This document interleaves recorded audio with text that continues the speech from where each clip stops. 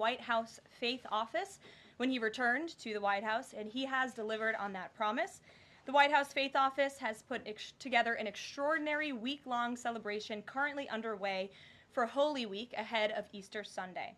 The president signed a Holy Week proclamation, filmed a special presidential video message, and will be hosting a pre-Easter dinner tomorrow night and a White House staff Easter worship service on Thursday.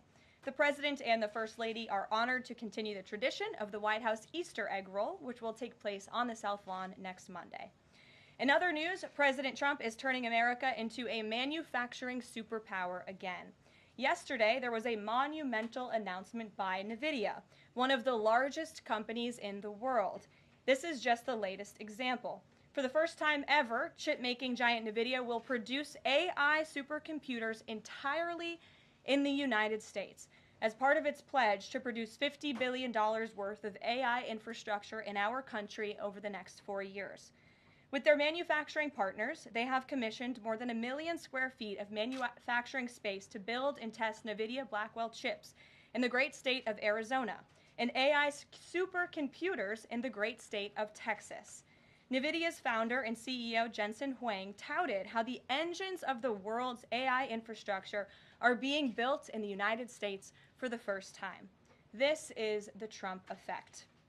This follows trillions in other U.S. investments announced already, including $500 billion from Apple in U.S.-based manufacturing and training, $100 billion from TSMC and U.S.-based chips manufacturing, and the $500 billion private investment led by OpenAI, Oracle, and SoftBank in artificial intelligence infrastructure.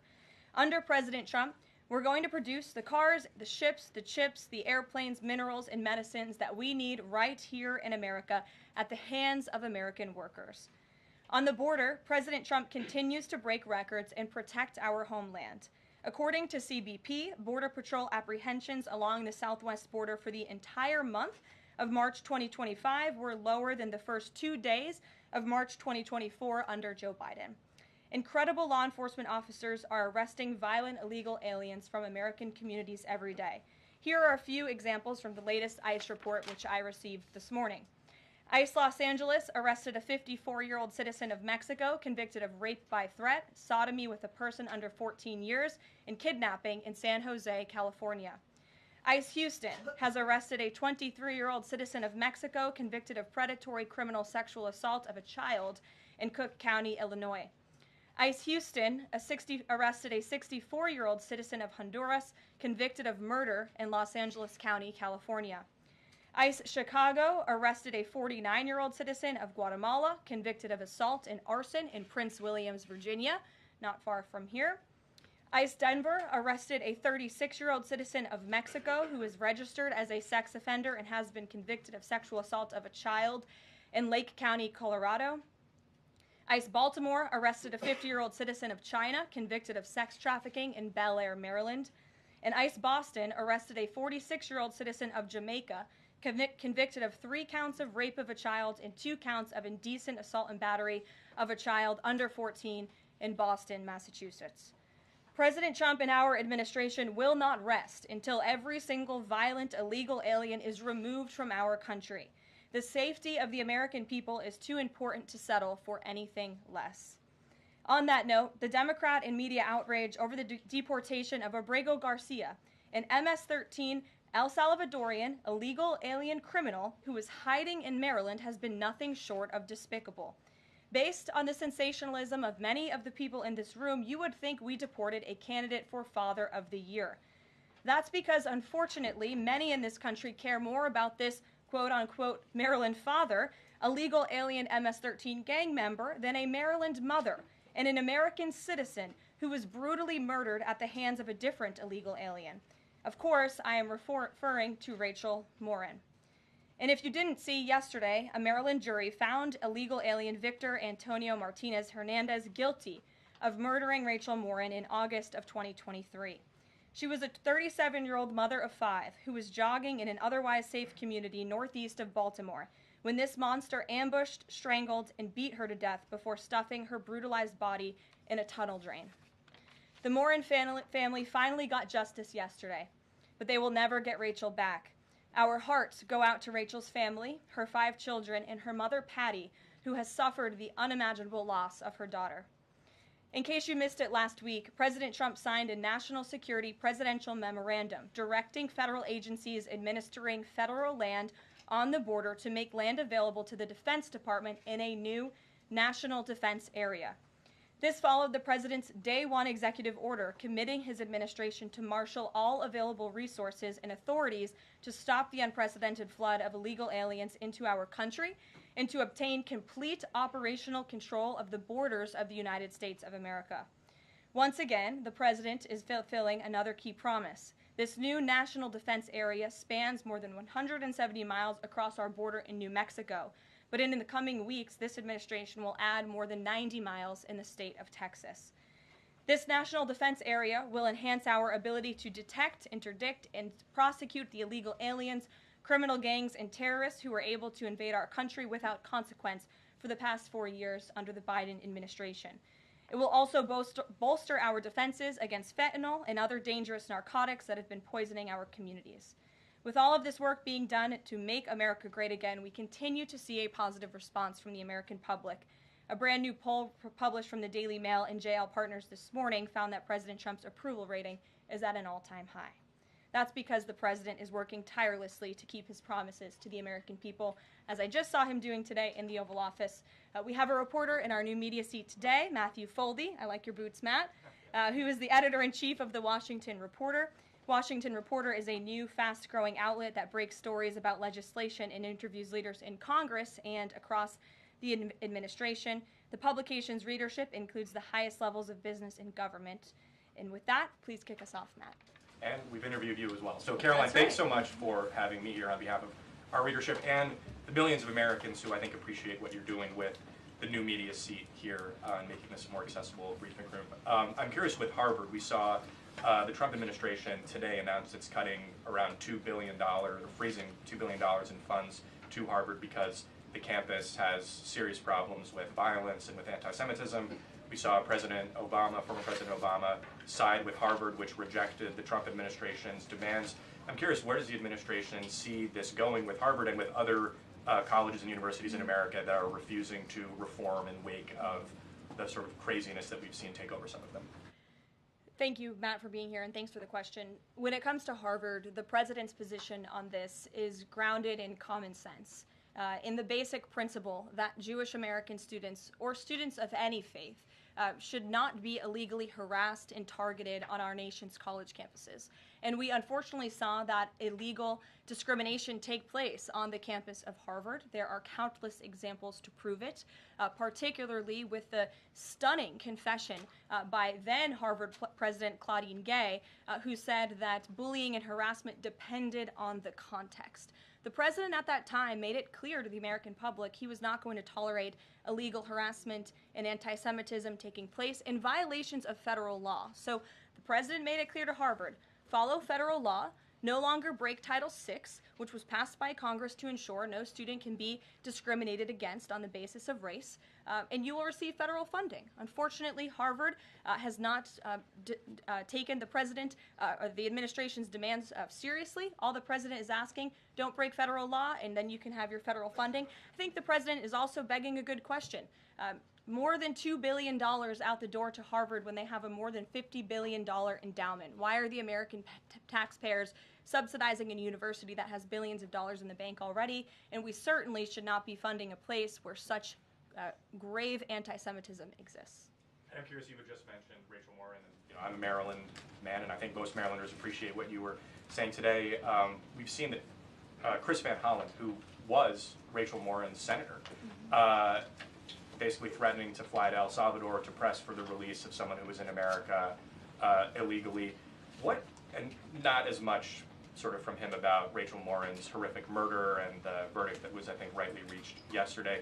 What does the administration think about the priorities we're seeing from Senate Democrats in terms of illegal immigrants instead of the work that agencies like ICE and DHS are doing with the Trump administration?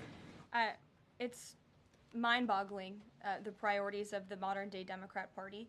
I think it's atrocious that you have Democrats in Congress on Capitol Hill who swear an oath to protect their constituents and to serve them in Washington, D.C., spending more time defending illegal immigrant gang members than their own constituents and law-abiding American citizens like Rachel Morin. And I saw the president personally on the campaign trail, and I continue to see him in his role as president of the United States put American families first, reach out to the victims, the families of victims at the hands of illegal immigrant crime, and frankly, the actions and the words of the Democrat Party prove they could not care less about the American public. And maybe if they did, they'd see a bit higher approval ratings right now. Thanks for being here with us today. Peter. Thank you, Karoline. To follow up on something that you just said, why do Ivy League schools get so much federal funding? It's a very good question, and it's a question the president has obviously raised in his discussions and negotiations with not just Harvard, but also Columbia and many other Ivy League institutions. We have the Anti-Semitism Task Force, which the president promised and delivered on. The Anti-Semitism Task Force is across the government, representatives from various federal agencies who meet on a weekly basis to discuss the question that you just raised. And I think a lot of Americans are wondering why their tax dollars are going to these universities when they are not only indoctrinating our nation's students, but also allowing such egregious illegal behavior to occur. To follow up on immigration, deporting American citizens to Central American prisons, is it legal, or do you need to change the law to do it? Well, it's another question that the president has raised. It's a legal question that the president is looking into. And he talked about this yesterday when with his meeting with President Bukele in the Oval Office. He would only consider this, if legal, for Americans who are the most violent, egregious, repeat offenders of crime who nobody in this room wants living in their communities. And then there's this CHNV thing. President Biden let more than 530,000 people from Cuba, Haiti, Nicaragua, Venezuela into the U.S. with this CHNV program. He did it with the stroke of a pen. And now a judge will not let President Trump undo it with the stroke of a pen. So are you guys going to give all 530,000 plus people individual deportation hearings, or are you just going to try to deport them? I spoke to White House counsel's office about this morning because obviously another rogue district court judge is trying to block the administration's mass deportation efforts with this latest injunction.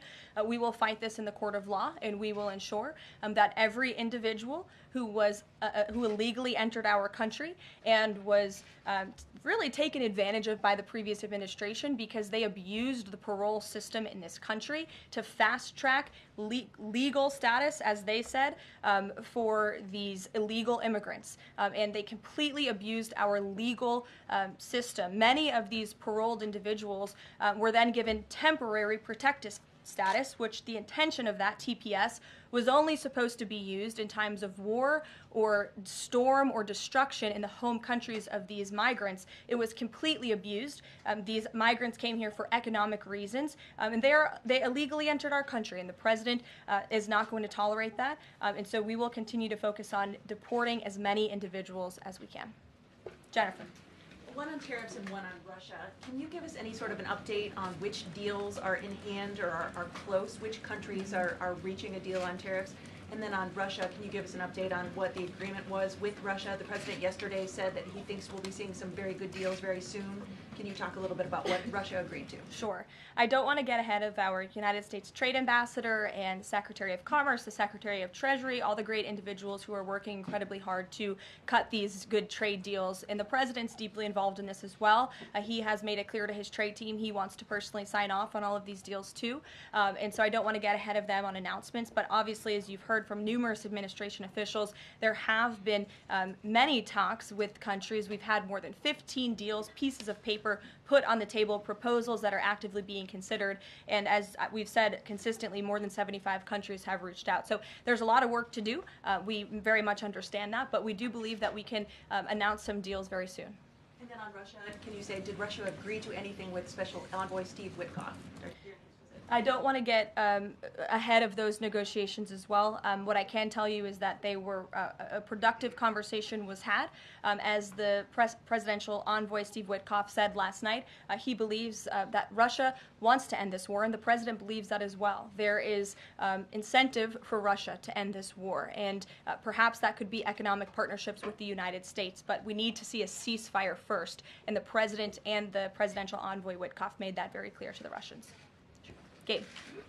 Thank you, Caroline. And Yeah. I also want to thank your press office for releasing that information that you cited up there regarding the ICE arrests of the last couple of days. And I have them right here, but what I might ask is, why not release the same information for those who were deported to El Salvador? Well, first of all, the information was released by the Department of Homeland Security. The individuals on the flights to El Salvador are foreign terrorists, and those are counterterrorism operations. They are much different than the arrests and final order of removals that you see on a day-to-day basis that law enforcement agents are conducting around the country. That information was not, to that detail, was not released by DHS, though. I just told you the reason. It was a counterterrorism operation, a deportation of foreign terrorists, not illegal criminals who have been convicted of heinous crimes living in our American communities. It's two different things. Foreign terrorist, illegal immigrant criminal, two different things, two different definitions. You should look them up. Christian, go ahead. Yeah, thanks, Caroline. Does the president support raising the corporate tax rate to pay for all these other tax cuts he wants to see move through Congress? Look, I've seen this idea proposed. I've heard this idea discussed, but I don't believe the president has made a determination on whether he supports it or not. And then secondly, do you have any information on the status of Eden Alexander? Hamas says they lost contact with the unit guarding him following an Israeli airstrike earlier today. I don't have updates. I have not seen that report, but I can certainly check in with our National Security Council. I have spoken to the president about Eden Alexander, and he's made it very clear to our national security team that finding him is a priority, but unfortunately I don't have any updates to share. But it's a very important matter, and certainly we can check in. Sure. Hi. How Hi. concerned is the president that a federal judge could hold a Trump administration official in contempt of court for defying deportation orders? We are complying with all court orders. So I see what you're trying to do there with that question, but we're very confident that every action taken by this administration is within the confines of the law, and we continue to comply with the court's orders. And you have seen that, and the president made that clear yesterday in the Oval Office with President Bukele. Sure. Thanks, Caroline. Could you, just going back to El Salvador, could you just explain to us a little bit more about the legal basis on which you may be able to send US citizens to prison there? I know you said that President Trump is looking at it, but can you explain to us a little bit more about how that might be possible? We're looking at it, and when I have more for you to share, I certainly will. Sure. Still going off the El Salvador questions, yesterday in the Oval Office, administration officials made it very clear that El Salvador is responsible for Mr. Abrego Garcia, yet El Salvador's president said we're not going to do anything with him. So my question is, who is responsible for this man and where he's going to end up? Well, no. First of all, President Bukele said that he is not going to smuggle a foreign terrorist back into the United States of America, as many in this room in the Democrat Party seemingly want him to do. Abrego Garcia was a foreign terrorist. He is an MS-13 gang member. He was engaged in human trafficking. He illegally came into our country. And so deporting him back to El Salvador was always going to be the end result. There is never going to be a world in which this is an individual who's going to live a peaceful life in Maryland, because he is a foreign terrorist and an MS-13 gang member. Not only have we confirmed that, President Bukele yesterday in the Oval Office confirmed that as well. So he went back to his home country, where he will face consequences for his gang affiliation and his engagement in human trafficking. I'm not sure what is so difficult about this for everyone in the media to understand, and it's appalling, truly appalling, that there has been so much time covering this alleged human trafficker and this gang member, MS-13 gang member. It's truly striking to me. Karen. Thanks, Caroline. The president was posting on Truth Social today about helping American farmers. And last week in his cabinet meeting, he was talking about a plan to work with farmers to retain workers who are in the U.S. illegally, provided that they leave and then come back through what he said would be a legal process. Can you give details on what that would look like? How many workers he's talking about? How long a plan like that would take to implement, and the timeline for more details on getting this actually to implementation? I can check in with our immigration and our policy team and get you some more details on that, Karen. And is this something he wants to roll out soon? I mean, he was talking back and forth with Secretary Rawlings. Right. This is kind of imminent that he wants to do this. Yeah, look, the president is in constant communication with all of his cabinet secretaries, particularly Secretary Rawlings, who has the backs of American farmers and ranchers. It's something that he spoke about with her in the front of all the cameras in the cabinet room, but I'll check in with not only our immigration team, but also with USDA, and we'll get you an answer. Jonathan. Hi, Caroline. Hi, it's good to see you in here. You too. The President has long said that it would be an abuse of power for a President to direct prosecutors to investigate him. Last week, President Trump explicitly directed the Justice Department to scrutinize Chris Krebs to see if it can find any evidence of criminal wrongdoing. How is that not an abuse of power to direct the Justice Department to look into an individual, a named individual? Look, the president signed that executive order. It's the position of the president in this White House that it's well within his authority to do it. Otherwise, he wouldn't have signed it. And he signed it, and that's his policy. Jeff, how you doing? Fine, thanks, Caroline. A follow-up on Harvard. The president floated on Truth Social, I believe, the possibility of removing tax-exempt status. How serious is that threat, and are there other universities he's considering? And then a follow-up question on foreign policy.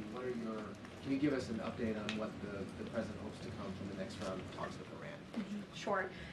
First, when it comes to Harvard, as I said, the president has been quite clear they must follow federal law. He also wants to see Harvard apologize, and Harvard should apologize for the egregious anti-Semitism that took place on their college campus against Jewish American students. There were professors who said that he had engaged in discriminatory behavior against Jewish students. Of course, you had the former president of the university saying bullying and harassment depends on the context.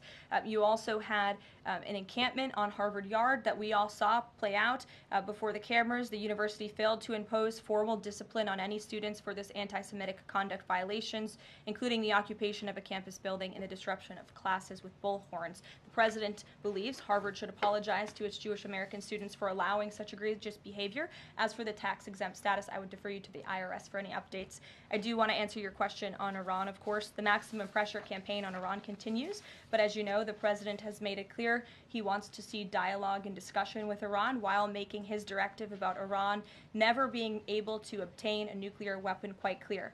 And the president spoke to the Sultan of Oman today, who helped facilitate these talks. I have a readout for all of you. He held a call with the Sultan of Oman today, and he thanked him for hosting the first direct meeting between the United States and Iran and emphasized the need for Iran to end its nuclear program through negotiations. The two leaders also discussed the United States' ongoing operations against the Houthis and emphasized that the Houthis will pay a severe price until they end their attacks on maritime traffic in the Red Sea. As you know, an additional negotiation between Steve Witkoff and Iran's representative has been scheduled for Saturday. And since these are ongoing negotiations, I have nothing more to add on that. Can I follow Iran? Sure. Oh, thank you, Caroline. When you said that the president said that Iran will never have nuclear weapon, is the focus on dismantling the entire nuclear program, or it just restricting enriched uranium or the missile program? The president does not want to see Iran have a nuclear program. He does not want Iran to obtain a nuclear weapon. He's been very clear about this. Shelby. Thanks, Caroline. Shelby, you have a seat today. I know, stole it. Glad to see it. Two quick ones on TikTok. First, is the president expecting to extend the TikTok ban that's now June 19th if China doesn't come to the table in time? Well, June 19th is a long ways away, obviously. I think it's 2 months away. 2 months is a long time in the Trump administration, as you have all seen. We work at Trump speed around here. We get a lot done, so definitely don't want to get ahead. The vice president continues to lead these negotiations and talks. The president's involved, and they're ongoing. And then the president previously said he'd consider reducing tariffs on China in order to get a TikTok deal done. Is that option still on the table? Look, the president has made his position on China quite clear, although I do have an additional statement that he just shared with me in the Oval Office. The ball is in China's court. China needs to make a deal with us. We don't have to make a deal with them. There's no difference between China and any other country except they are much larger. And China wants what we have, what every country wants what we have, the American consumer. Or to put it another way, they need our money. So the president, again, has made it quite clear that he's open to a deal with China, but China needs to make a deal with the United States of America. Sure. On tariffs, yesterday in the Oval Office. Which outlet are you with? The Canadian Public Broadcaster. Oh, nice to see you. Thank you. Yesterday in the Oval Office, President Trump suggested that there could be some help for automakers. I'm wondering what that looks like. Is it tariff relief on the 25% tariffs that are in place right now, or the new tariffs that are coming up in May on auto parts? And a second on Canada, if I may.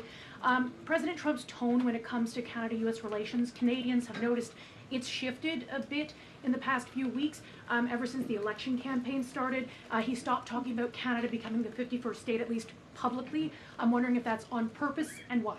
I would reject the president's position on Canada has shifted.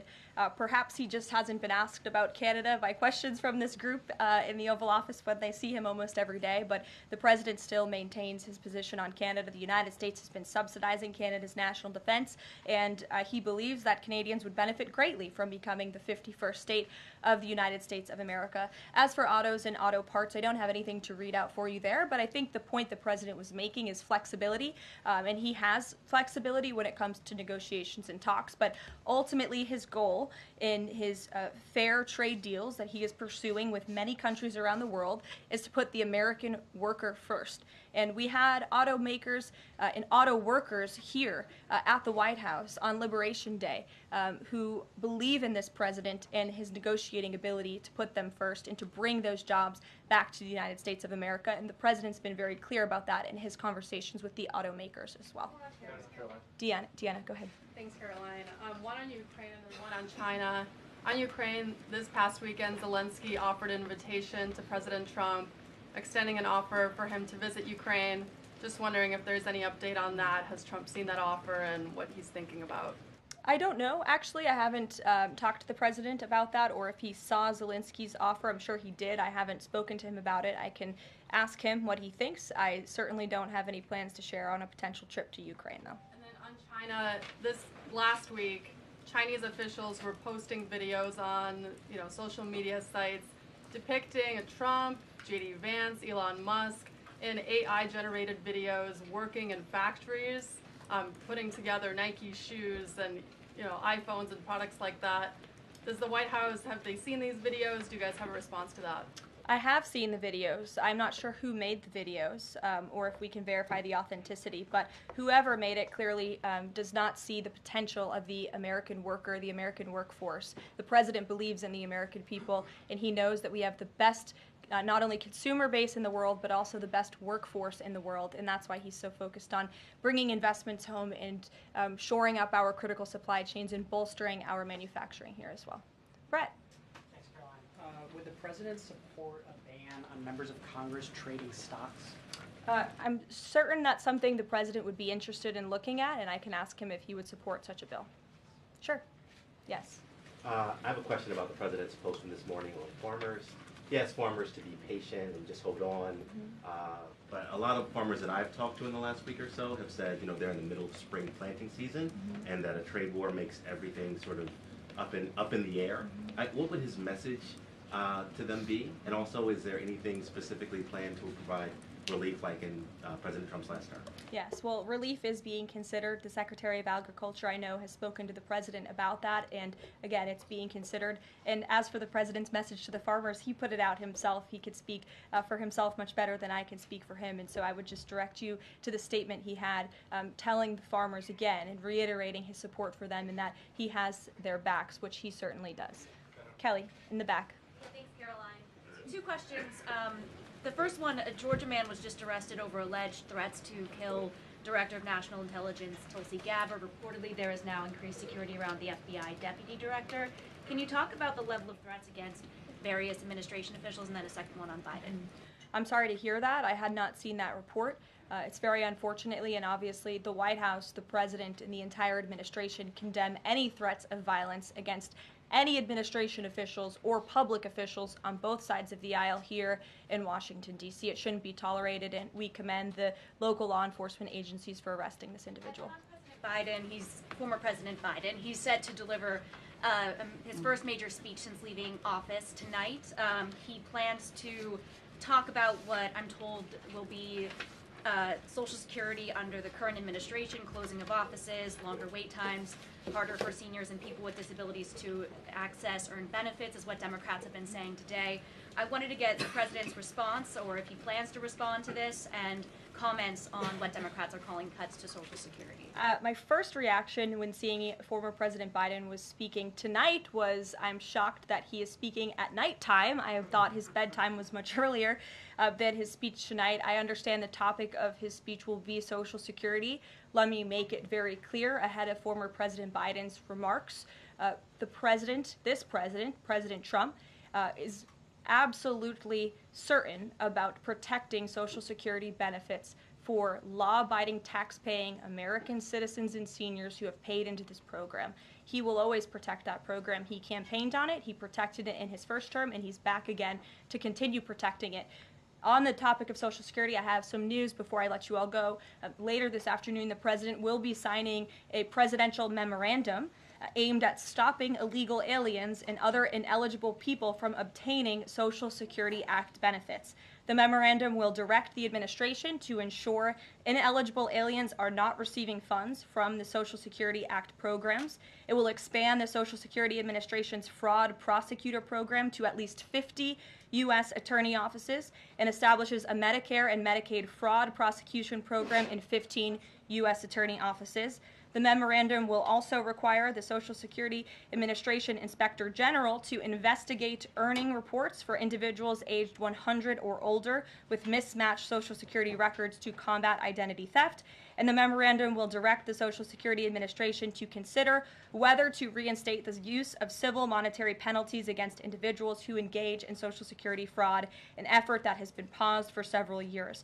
These taxpayer-funded benefits should be only for eligible taxpayers. And President Biden should think about what he did in his last term, which is allow tens of millions of illegal people into our country, many of whom were fraudulently receiving these benefits. So you'll hear from the president on that later, and we will see you later in the East Room. Bye, guys. Thanks, Caroline.